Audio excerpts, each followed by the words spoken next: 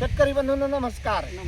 20 August 2026 आणि मी उभा आहे यवतमाळ जिल्ह्यात आर्णी तालुक्यातलं तळणी एक छोटंसं गाव आहे आणि या गावात मी उभा आहे.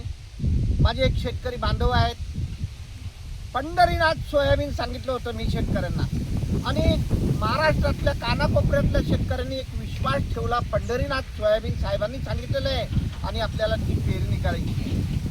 तर आपण त्या शेतकऱ्यांचं मनोगत घेऊया ज्यांनी पंढरीनाथ पेरणी केलेली आहे. 4.5 एकर क्षेत्र आहे त्यांचं आज आणि आज आपण 20 ऑगस्टला त्यांची पाहणी करायकरता आलेलो आहे. तर मित्रांनो आपण त्यांचं मनोगत घेऊया. भैया नमस्कार. नमस्कार. काय नाव आपलं? माझं नाव राजेंद्र नामदेवराव हलगी. राजेंद्र नामदेवराव हलगी, हलवी, गाव तळणी, तालुका आर्णी, जिल्हा यवतमाळ. राजेंद्र भाऊ, तुम्हाला माहित पडलं उदासी साहेबांनी एक व्हेरायटी सांगितलेली आहे बरोबर. आणि पंढरीनाथ ही व्हेरायटी सोयाबीनची आहे. आपलं पूर्ण 4.5 एकर क्षेत्र आहे आणि पूर्ण 4.5 एकरवर तुम्ही पंढरीनाथ सोयाबीन पेरलं. आता तुम्ही माझ्या महाराष्ट्रातल्या शेतकऱ्यांना तुम्ही बियाणं किती घेतलं, त्याच्यानंतर तुम्ही काय काय कार्य केलं आणि आजची परिस्थिती काय आहे, तुमच्या झाडाची परिस्थिती काय आहे, तुमचं मनोगत माझ्या शेतकऱ्यांना. सर्वप्रथम सर तुमचं मी अभिनंदन करतो का शेतकऱ्याच्या हिताचं बियाणं आपण या मार्केटला उपलब्ध करून दिलं आणि मार्केटला उपलब्ध करून हे आज मी 4.5 एकरामध्ये आपण पंढरी या नावाचं बियाणं खरेदी करून शेतामध्ये यांची लागवड केली. मी आजच्या तारखेपर्यंत मी माझ्या सोयाबीनबद्दल या पंढरीनाथ सोयाबीनबद्दल समाधान करत आहोत आणि खरोखर शेतकऱ्याच्या हिताचं आहे.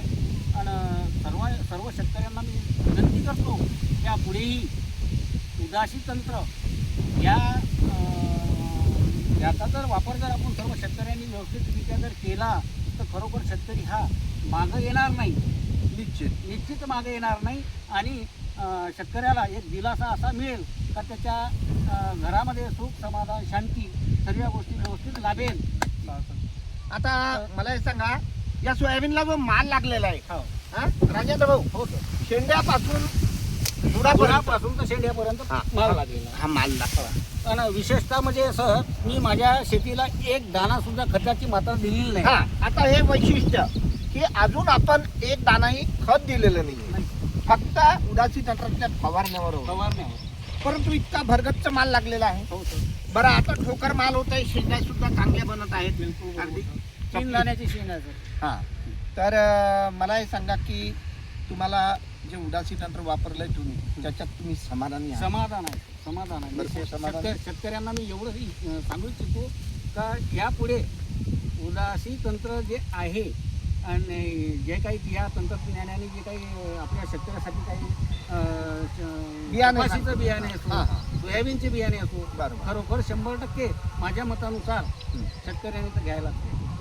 तर दादा मी तुमच्या भविष्याकरता खूप खूप शुभेच्छा देतो आणि राजेंद्र भाऊ, माझा शेतकरी असाच वाढत राहो, याच पद्धतीने पुढे जात राहोत हीच मी ईश्वर परमेश्वराच्या मी प्रार्थना करतो.